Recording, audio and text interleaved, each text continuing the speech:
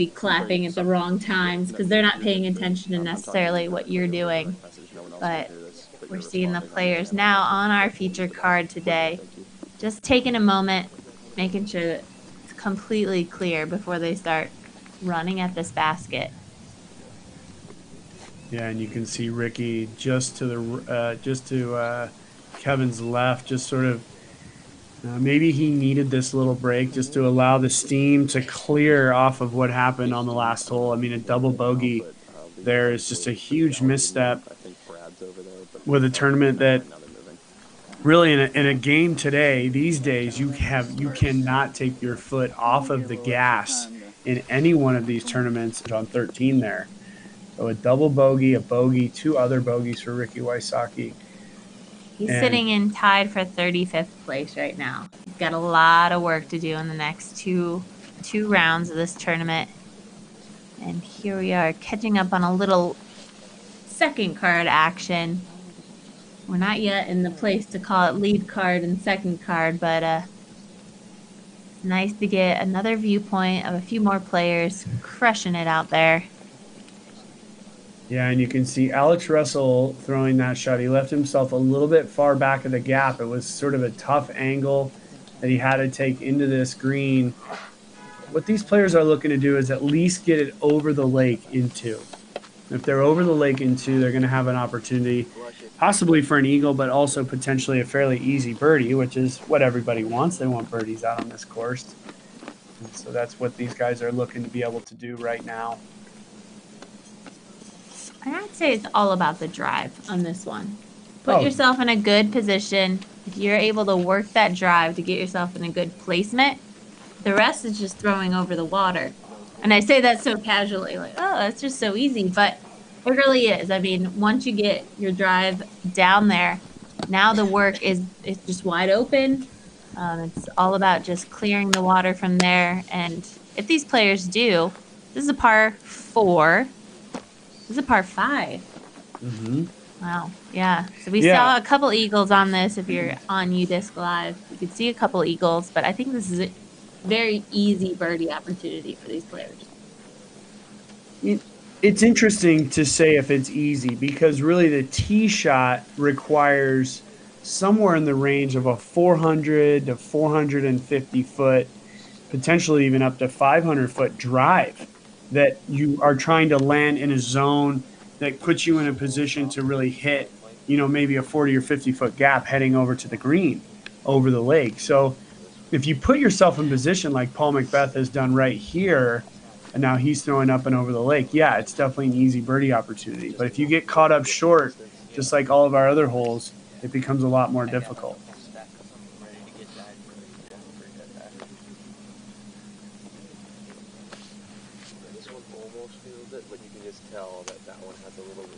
Wow, this is fun to see. I mean, the crowd's just building here, and we've got our feature card just taking a little break here. Do you think Garrett and Eagle are trading discs right now? Is Garrett telling him, you should probably throw this one, it's a little more stable?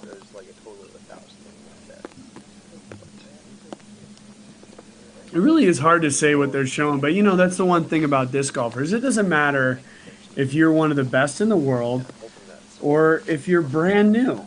You love the discs. You love feeling them. Oh, man, that one feels good. I want to throw that one. Of course, Eagle can't throw it right now, but, maybe after the round, these guys will go out and start bombing off hole one's tee pad or something.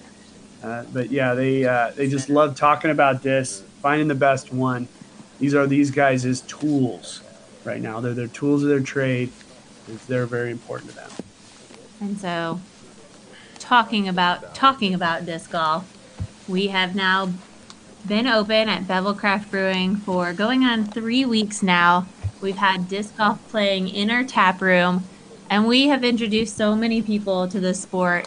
But it's so fun to see the players that maybe haven't played in a couple of years come in and share the stories about how great this sport is and what a great community we have of disc golfers all across the country. And hopefully the people at the Bevel tap room right now are cheersing to all these great shots, and we're back in the action, and Garrett Gerthy leads us off with a really nice drive there.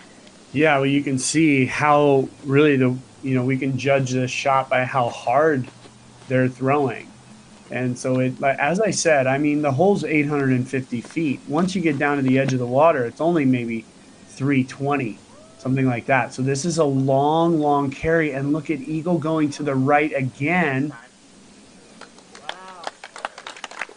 And crowd gives us what we need to know. It swings back a little bit late, and it'll be all if he snuck through those last trees. He might be in the perfect position. Wow. Yeah, he'd really have to sneak through those trees. Otherwise, he's completely blocked for a second shot. Okay, Jones with maybe just carrying not as much speed. Oh, that looks absolutely perfect for Kevin. The only way, Val, I see that Ricky Wysocki has any chance in this event is if he picks it up right now. He has to finish these last 3 holes darn near perfectly.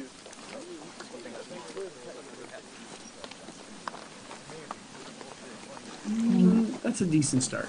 And another quick throw. He's done with it. Turns away so quickly, but we'll catch up with them on their second shots after a quick commercial break.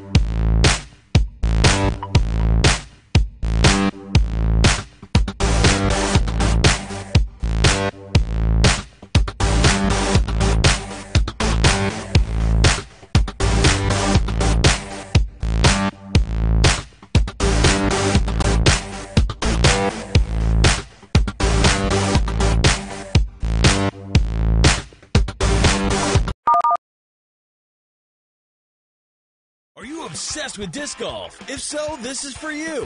DiscGolfBoxes.com. Premium hand-picked products shipped to your door every month. It's easy. 1. Pick your box size, the par, birdie, or ace. 2. Choose the brand of disc you would like. 3. Fill out the survey so we know exactly what you like. Go now to DiscGolfBoxes.com and sign up today. Use coupon code DGPT to save 10% on your first box. Go to DiscGolfBoxes.com to get your monthly box of disc golf awesomeness. That was a nice little break we had there, and we're going to catch back in on the action from our featured card. Looked like everybody had pretty nice drives. There might be a little work to be had as we see Garrett Gurthie lining up and eyeing up shots. He's on the left-hand side of the fairway, and you can see there's a few trees in his way before clearing that water. So it's going to require a huge shot if he's going for this one. Yeah, absolutely. And if you just see on the right side of our picture here, that tree is really dead center in the the way he wants to play this hole. The pin is almost in line perfectly with that tree. So I would imagine we're going to see just a massive, big hyzer from Garrett. And again, the conditions are perfect for Garrett to try to execute this shot. Wow, and this is going to be huge. Yeah. I mean, it's slightly downhill. Look at how high that is. Now coming into the green. Just a little bit on the left side. Nice smile from Garrett. I had flashbacks to USDGC in the distance showcase. I mean, how many times have we seen Garrett on that stage there, crushing over a lake, using the height to his advantage there, and maybe that experience helped him out in that shot. But great shot by Garrett.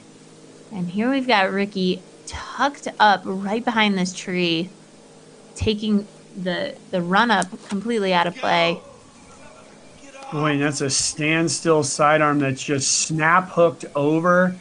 And I'll tell you right now, Val, I don't have a crystal ball or anything, but that is all she wrote for Ricky. He's going to have to go down to the drop zone. Boy, it just seems like he just almost gave up in a way. Yeah, this is a very frustrating round for him. A lot of things that kind of out of his own control, but he's letting the frustration get to him and throwing shots quickly, not really executing them like Ricky Kosaki does. Yeah, and there was Kevin Jones. Kevin released that disc, and he basically knew right away. I mean, he felt like he had a really good shot, and his supporters certainly given him a lot of love. And look at this, Val. We see right in the center of our picture, Eagle McMahon. He got through, and now he's just in perfect position. And let's see what he does here. We saw Madison Walker in this same area. And she decided to throw a backhand, got caught up in the tree, went OB, and we see Eagle from what we believe is going to line up a sidearm. So I think this is the shot Madison should have thrown. It's definitely a shot Eagle's throwing. Wow, look at that little bit of a bush there on the right-hand side. It's going to make his reach back kind of tough. This is the best drive I've ever seen on this hole. And almost gets the albatross. Almost gets the 2, just a little bit inside the circle, and Ricky is now down at, boy, and Ricky just stepping up and throwing, not even thinking about it at all. And I mean, what a nice shot there by Ricky, but he's just so frustrated. Man, I've been in this position. I know you've been in this position. It's the worst feeling in the world to have a round go in this way, and it almost feels even worse when you know there's cameras and you know there's live coverage and you know there's people out there watching. And as much as Ricky doesn't want to disappoint his fans out there, you're just in this bubble. And I mean, the greatest thing in the world could be happening to you that week, but during this round, this is all you're thinking about and all you're dwelling on, and it's just the worst. Yeah, I mean, as you said, we've both been there before, and if you know, for me, if I could say, and look at that, we see Simon Lizotte now double digits, our third player to shoot double digits. So good for Lizotte, and I think we're going to at least see Kevin Jones be at 10 under, if not maybe 11 under, depending on if he can capitalize on this Eagle opportunity. But boy, yeah, you're right. You get stuck. It's like a fog that immediately lifts after you tap in the 18th hole, and you're like, oh man, no, it is, but it's like, oh, I should have done this, should have done that. And you're already looking at the next round, but that fog just cannot break right now for Ricky. This is where, oh, and that was for Eagle. Oh, Garrett, that would have taken him to double digits as well. I forgot what it took to get Garrett in that position, but a huge second shot to land him even with the basket. And here's Eagle just past the basket, 15 feet for Eagle.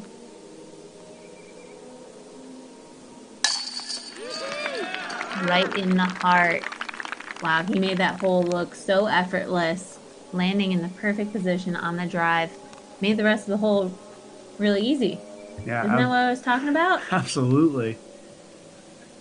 Here's Kevin. Now he's missed a couple of these, but he was not going to miss that one. That one for Eagle, taking Kevin to 11 under par. Look at that.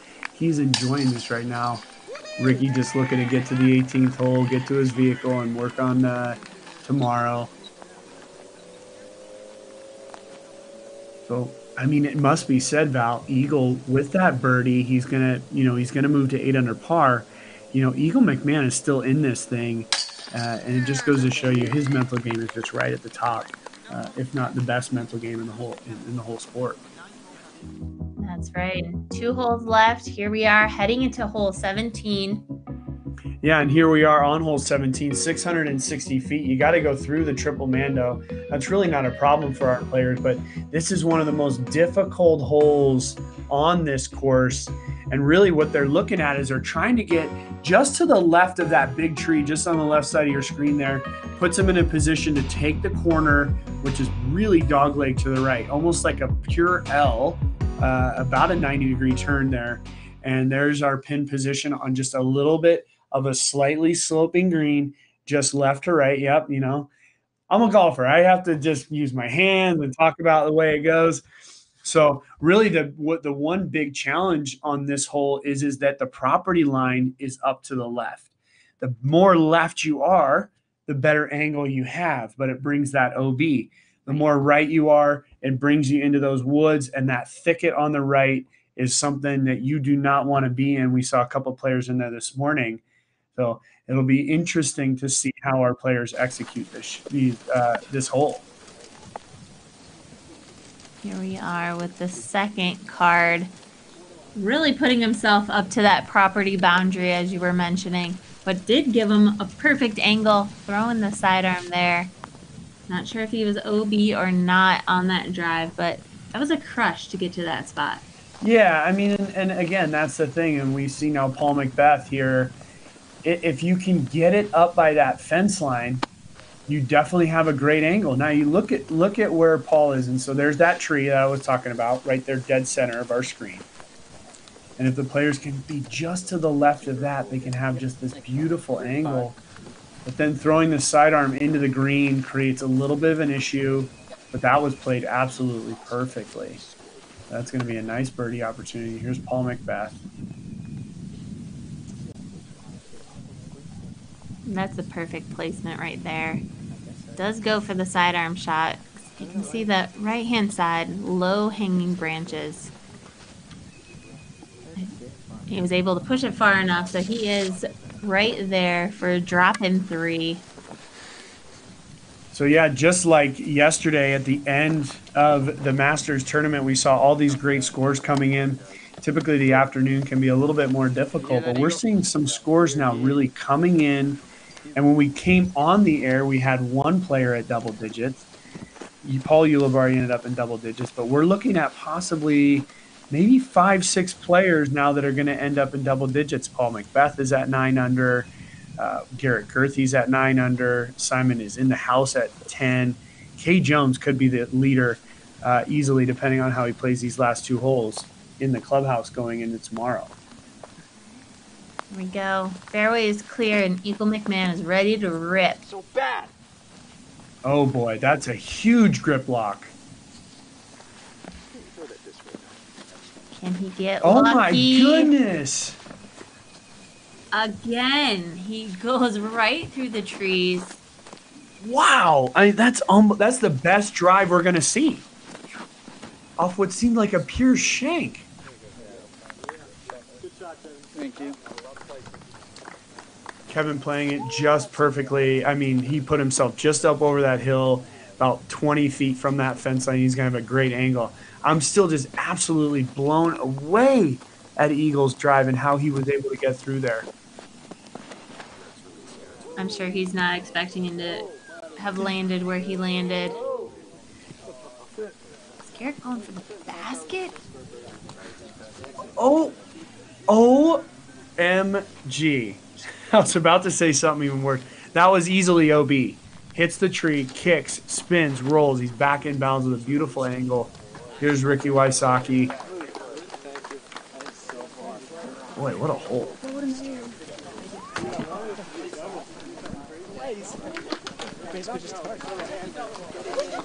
Everybody's safe, and that property fence line is right there on the right-hand side. And as we wait for him to walk up to their shots, we're going to throw to commercial, and we'll be right back.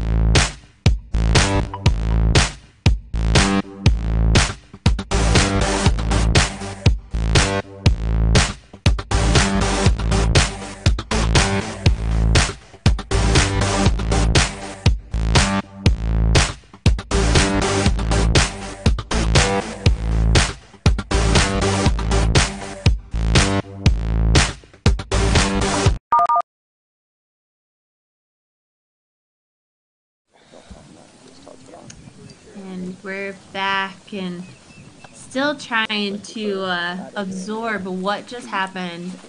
Shots all over the place, cutting through trees, hitting trees to stay in bounds. While Kevin Jones just lands perfectly in the fairway here, and it looks to be that he is the first one up. Yeah, I think Kevin actually disked down on this hole. I think he played it just a little bit further back so that he can control the landing zone a little bit more. While we saw Garrett Gurthie absolutely just go full blitz as hard as he could, but gets really lucky and inbounds. But K Jones is a little bit further back. This is a really tough angle from where he's at right now. Middle of the fairway, but very short. And just completely worm burns it, even with just a little bit of angle, that it actually cut rolled a little bit there.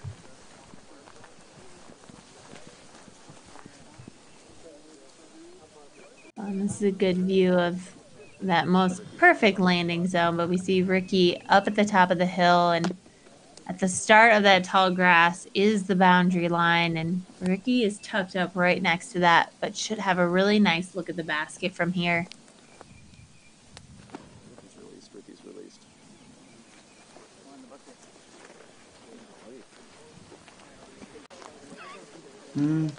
It'll all depend on the lie. We can see it right there clearly. It'll depend on if he has a little bit of an angle to access that basket from there. But again, Ricky Wysocki just 3 under par at one point he was 6 or 7 under par. I think it was 6 was the lowest he's been. And yeah, just the double bogey in the last 4 holes.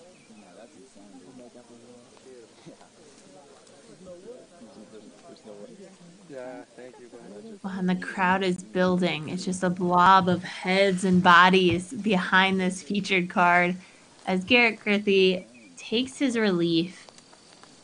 He was inbounds from what I've heard. And so he is looking straight down the fairway toward the basket, really pushing it to the edge there. But it's going to have a nice straight shot.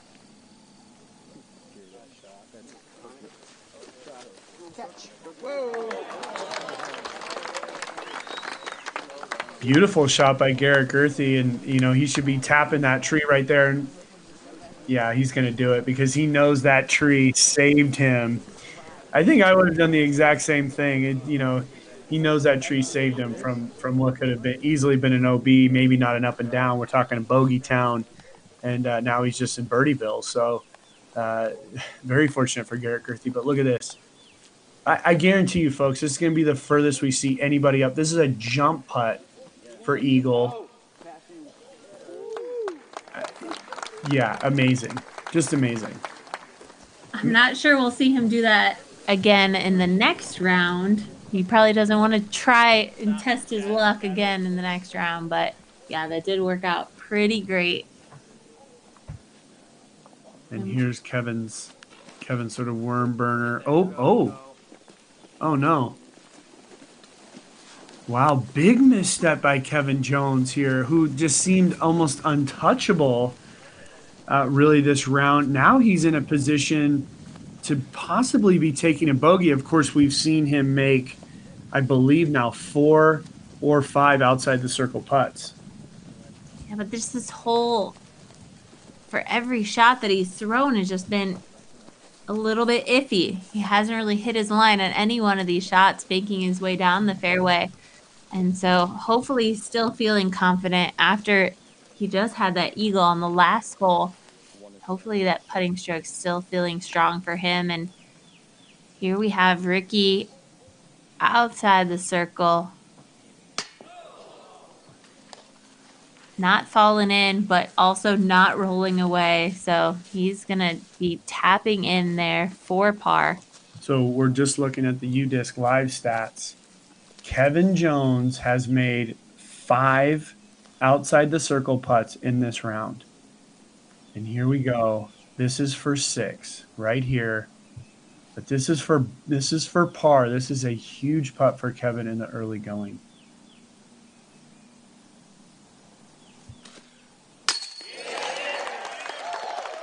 kidding me? Bam! That's amazing. Good for Kevin Jones. Wow, 6 outside the circle putts with another scramble check. Kevin Jones just lighting up the stats on this course today. Boy, impressive stuff. There's a couple tap-in birdies. What a great feeling to rely on your putter so heavily and to be dropping putts after putt after putt. Huge putts, that is. I mean, that's such a different stroke. We saw him miss a few shorter putts that he probably should have had, but oh, that is just the best. Cashing huge putts in front of a big crowd. I love doing that. Oh, man. Yeah, and it's giving so much confidence to Kevin Jones right now. And that's one thing. And we're going to see a slow-mo replay of this.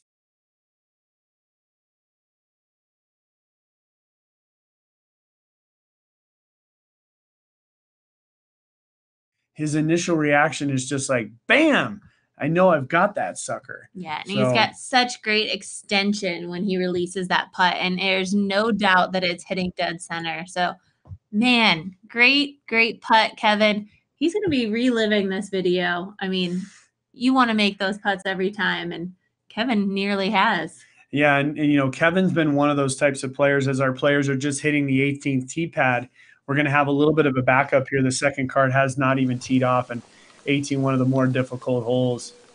You can just see Ricky there, not quite sure how he's supposed to be reacting. I'll say this about Kevin Jones and really Kevin, Garrett, and Eagle. Yeah, early on, it didn't seem like Kevin was locked in, but he started making some big putts. All of a sudden, this confidence starts building. Garrett looks like he's locked in from the very beginning, makes a little bit of a mistake on the island hole, but just has been playing solid ever since. Eagle, sort of all over the place, and he's about to hit double digits if he can play this last hole well. And, it's just interesting to see the way rounds can be created. And I think it goes to say all these people at home need to understand that having a strong mental game, great rounds can be created in many, many ways. Absolutely. And here we go. We've got some good action from the second card. Paul McBeth, first on the tee. Going for the big hyzer. I really like this line. We saw Jennifer Allen do it this morning. Really takes that tight accuracy drive down the middle of the fairway, out of play, and really widens the fairway immensely. Yeah, I mean, we'll see the whole preview as we move forward with our featured card, and this just being the second card or the second to last card. But really, this gap that they're going through is probably about let's just call it 35 feet wide. But they're trying to throw a 450-foot drive. And not only do you have to get through the gap, but if you finish left, we have a property line over there, an OB line. And if you get caught up early, there's OB directly below these players down in the marsh below them as well. So all kinds of opportunities. And by Paul McBeth taking advantage of the better wind conditions on a day like today, he was able to put himself in a very nice position to potentially make birdie on this very, very difficult 18th hole. And yeah, the crowd, you were right, Val. The crowd is certainly built throughout this day.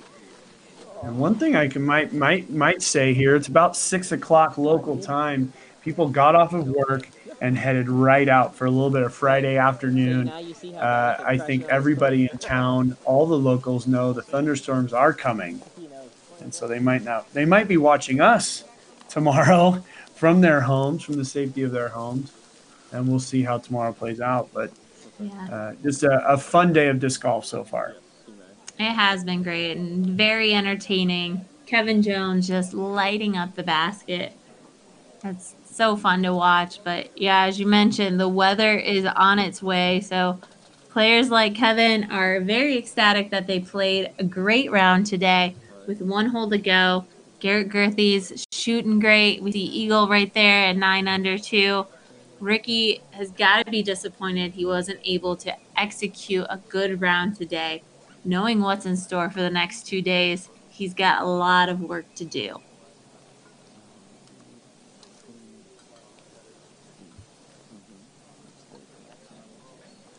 And here we go. This is what it looks like getting caught up early and then just being on the right side of this fairway. This is making this hole just so much more difficult. This hole, just for everybody at home, but before our lead card tees off, we'll do the whole preview. But this is a par four, 818 feet. It's no joke. I mean, it's a par four. If you go about 400 feet off the tee, you still got 400 into uphill, side hill green. With OB surrounding the basket. Right. And this is not easy, par four. I mean, last year, Ricky had a 4-stroke lead coming into this hole, so really it wasn't much to talk about. But as we come into the final round of this year's event, it'll be interesting to see if 18 becomes a factor. Yeah, it's not really too much OB. I think it's the trees and just how technical each and every shot is on this hole that makes it so difficult. You're right, and there we see the hole slide in on the right, and you can see how technical it is. I mean, once you get off the fairway, there's OB right and left down the entire length of the hole.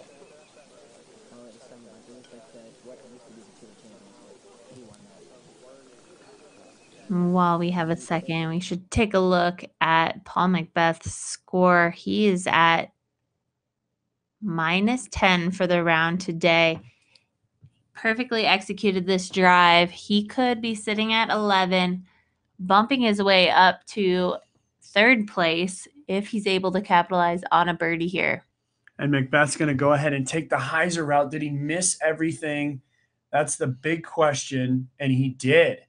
Putting it up, from what we can tell inbounds, he's going to have a birdie opportunity. And what we'll end up seeing once our feature card comes and plays this hole is if the players get into the fairway, there's a big section of trees right in the middle of the fairway, sort of forcing our players to go left or right. And either way you go, there's OB on the left and right.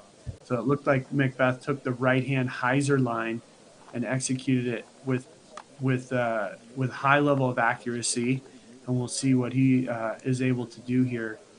He could bring himself to 11 under par.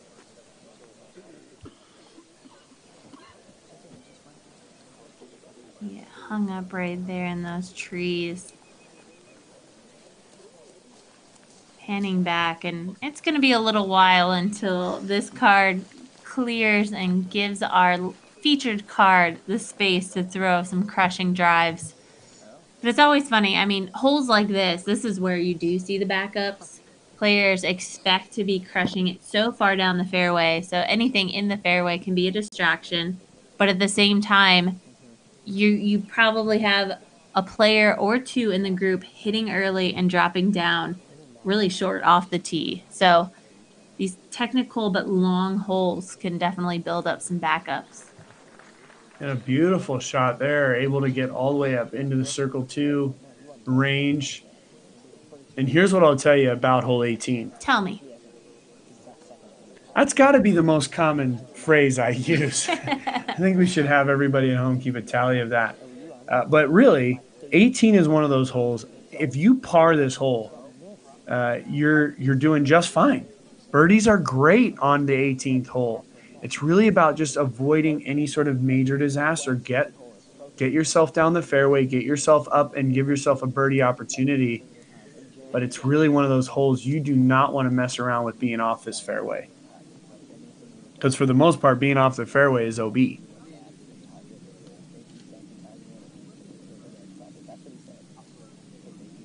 I'm taking a look again at UDisc Live while we've got a second. But hey, look, Paige is hanging out, getting some artistic photographs here. We saw her play in this morning's round with the featured card of women, along with Jennifer Allen, Henna from Finland, as well as it's been a long day. But Paige is still out there in the action, catching live shots, live photographs.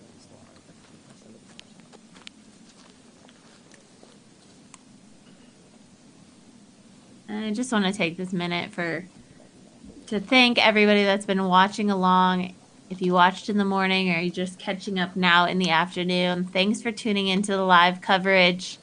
Again, we're trying out a few more new things just to keep you on your toes, but hopefully they're working out in this afternoon.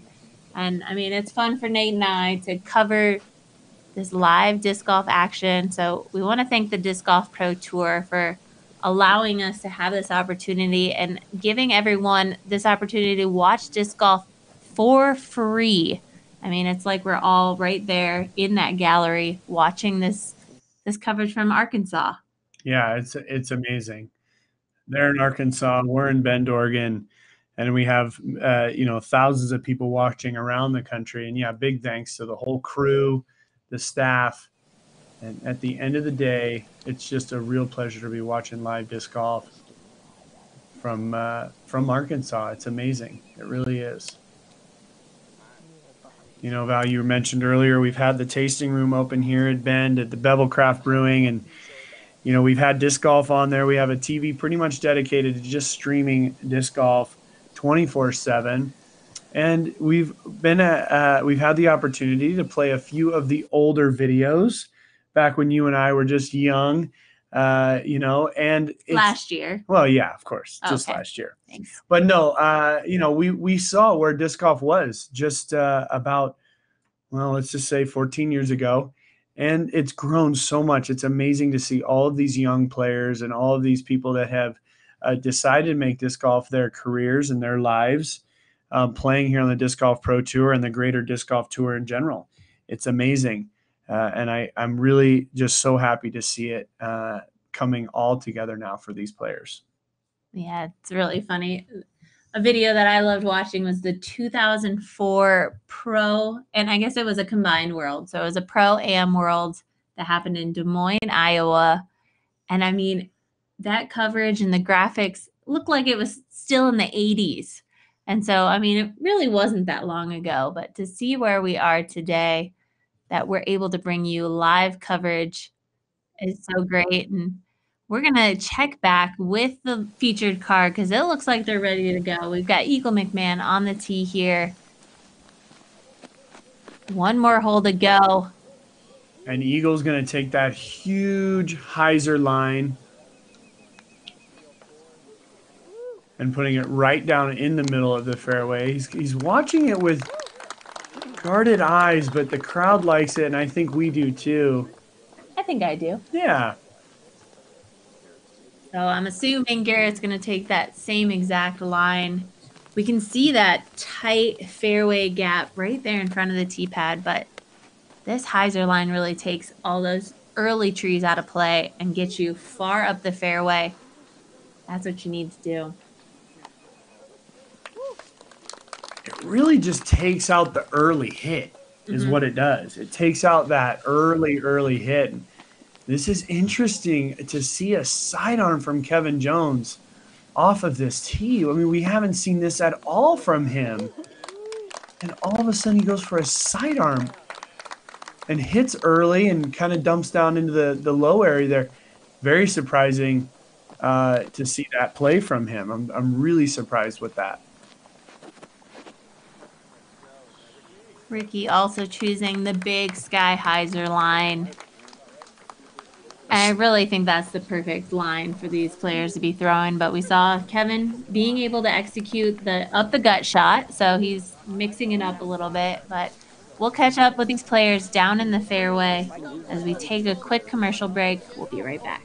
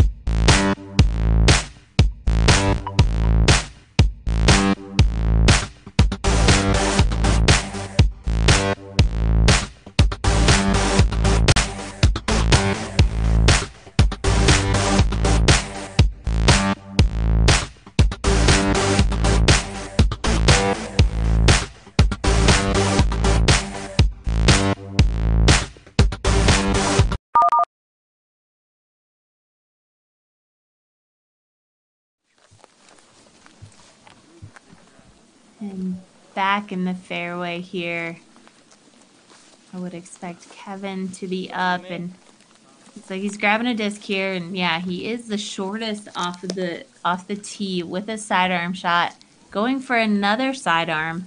So playing that left-hand side of the fairway. Yeah, at this point, just trying to put himself up in a position. Ooh, hits that branch. Wait, had he missed that, he would have been way up the fairway.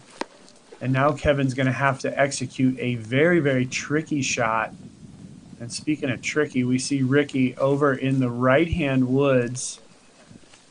And see, this is the fear with throwing the big hyzer. If you're hanging out just a little bit too far to the right, you end up in this bunker. And just past this bunker to the right is an OB line that begins and runs the whole right side of the fairway. So Eagle McMahon in a tough position. Seems like Ricky Wysocki in a very difficult position. So it'll be very interesting for us to see if we can, if these players can get up and just execute. I feel like if you're in this position, you're just playing this for par now. Right. I mean, there's not a ton of options. Can't really, I wouldn't expect them to be able to carry their disc far enough to get near the basket. It's going to be a pitch out, I would imagine. Yeah, I think he's just trying to put it up left of that center bunker of trees, which he just barely sneaks around. And he should now have a fairly open look up the remaining part of this 18th fairway. Ricky's just on the other side of the shoal there. Looks to be going the same line there. Yeah, and all he could do is pitch out because he couldn't stay on that right side because, again, it's an OB line up that right side. But here's Garrett.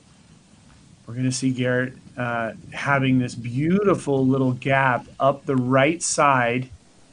And he just has to be careful of turning it too far to the right at all. This is our best position here. Garrett just knifing it through there. And putting it right up, and we see a little fist pump from Garrett back at his shot. The energy's flowing good in Garrett Girthy right now.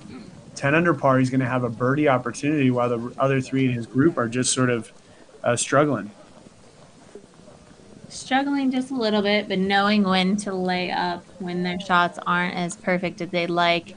Kevin Jones is having a little bit of a difficulty, but he's in the middle of the fairway. Might be able to give himself a look at the basket. But yeah, the three other players on this card have some work to do still.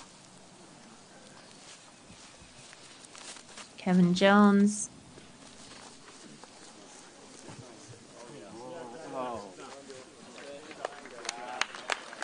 A really nicely executed shot by Kevin Jones in a very high-pressure situation. Even though we're just in the first round, there is still so much pressure put on each one of these shots. But his shot did land inside the circle there, so he'll be for his 4. You see Ricky getting ready there.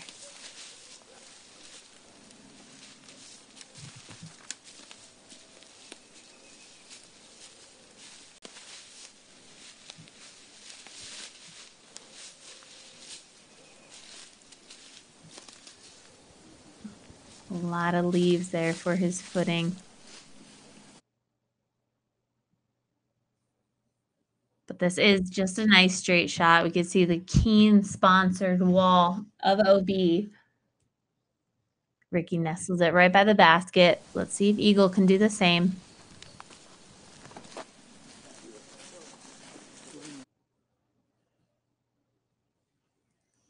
Ooh, a little short. He's inside the circle, but he will have a putt as the gallery marches up this fairway. Looks like Garrett's in the best position to show off here while the other players are just trying to clean up on this 18th hole. Yeah, so it looks, well, it doesn't look. It's official now. Paul Ulibarri and Emerson Keith are going to hang on with our lead at 12 under par. Amazing round by both those players early on. Kevin Jones, if he can convert this par putt, will finish at 11 under. Garrett Gerthy with our only birdie opportunity to potentially tie Kevin. And we would see that as our lead card tomorrow. Paul Ulibarri, Emerson Keith, Kay Jones, and Double G. Bit of a tester here.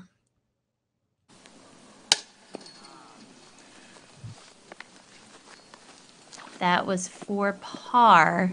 He will be tapping in a bogey, allowing him to finish at 8 under. Here's Kevin. That was his par putt, as you mentioned. He will finish now at 11 under for the round. Garrett Gerthy putting for birdie. And that puts him at 11 under to finish, tied with Kevin there.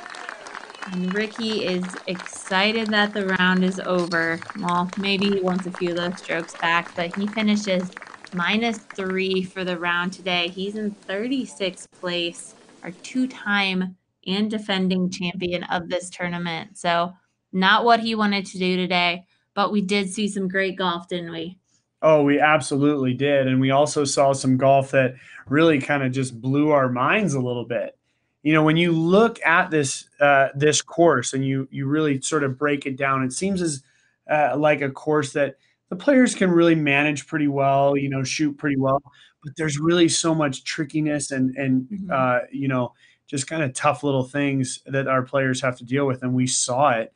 And really for Ricky, it came down to just these little mistakes. And once that double bogey happened, Ricky did not get a birdie for the rest of the round. And he even bogeyed the easiest hole in the course, hole 15 up the hill. So, boy, but let's move on from Ricky. I don't think we're going to see a 3-time champion in this one, although he might have other things to say about it. But look at that leaderboard. Just a lot of really good names on there and some names that we're not used to seeing either. Yeah, it's pretty stacked, but there are some familiar names on there. We see Paul Ulibarri at the top, tied for first with Emerson Keith. So that'll be fun to watch him in tomorrow's round. Garrett Gerthy and Kevin Jones will be joining them. Simon Lizotte is in 4th place. He'll be playing alongside Paul Macbeth in the second card there. So we've got a lot of action in store for tomorrow. Let's just all cross our fingers and don't be doing any rain dances because I do see weather coming in, but let's hope for another beautiful spring day if we could. Yeah, absolutely. And just for everybody at home, you know, be prepared for potential coming on the air, coming off the air. We really don't know what is in store for us tomorrow at all. But all I can say is that this was a really fun day of disc golf. I had a lot of fun for sure. I mean, it was great to see, you know, some of the great play from some of our players and also some tricky play from, you know, a guy who's won this tournament twice in a row. So I will look forward to tomorrow, sitting right here with you, Val. I think we start early on. But other than that, it's been a lot of fun. It has been fun, and we're going to be doing it all again, all tomorrow. You'll see our faces, hear our voices, covering the FPO lead card tomorrow morning. What time, Nate? Well, I made a mistake early, so I'm going to take my time. I believe it's 10 Eastern time, not Pacific, 7 Pacific, and then right back here at 4:30 Eastern for the MPO. Sounds like a plan. Thank you for everyone for tuning in. Thank you to the Disc Golf Pro Tour for making live coverage happen, and we'll see you guys tomorrow. See ya.